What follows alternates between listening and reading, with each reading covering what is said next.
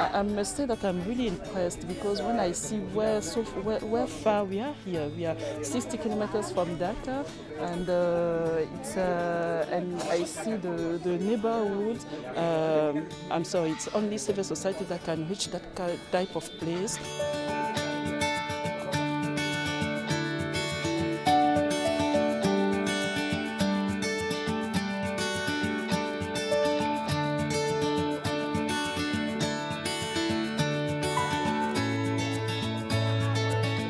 I really feel as if I'm on the ground, and Bangladesh has been a success story. But for me to see physically and appreciate that the community, the mothers, the women are the ones out there pushing for immunization is remarkable.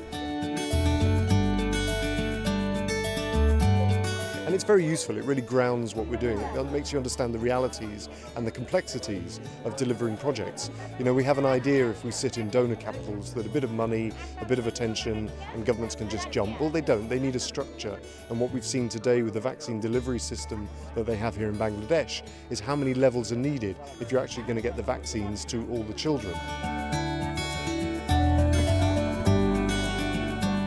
This is again take us back to the role of the CSOs in our countries, specifically in Africa, because if we have a very strong national or regional platform, then it's the best way for the civil society to be a real partner of government in order to have a better, strong health system. In some countries, for example, civil society may deliver a majority of the immunizations, particularly through faith-based organizations. Secondly, we're very useful, I think, in advocacy and communication, and in being able to reach people in the most remote areas in many countries. I think civil society in Afghanistan, they currently provide around 80–85% of the whole immunization services and healthcare services.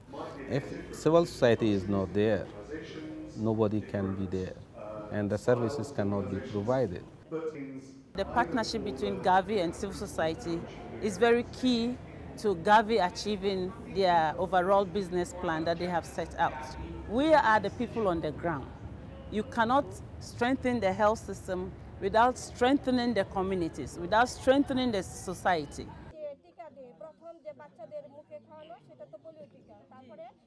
CSOs are a powerful community. We go down to the grassroots.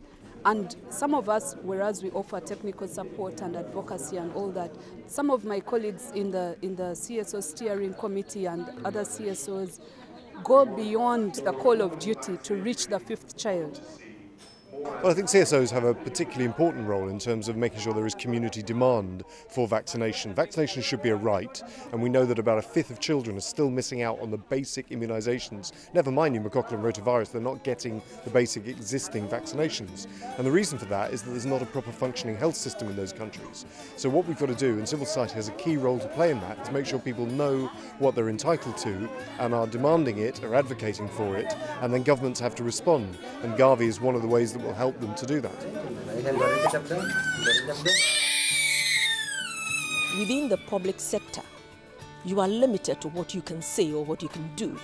But then being in the civil society arena, we become more vocal, advocates with experience from the field to back what we are saying, to try and point out that the demand side of health is not being met, to point out that access to health is not being met, that information to the people is not being met.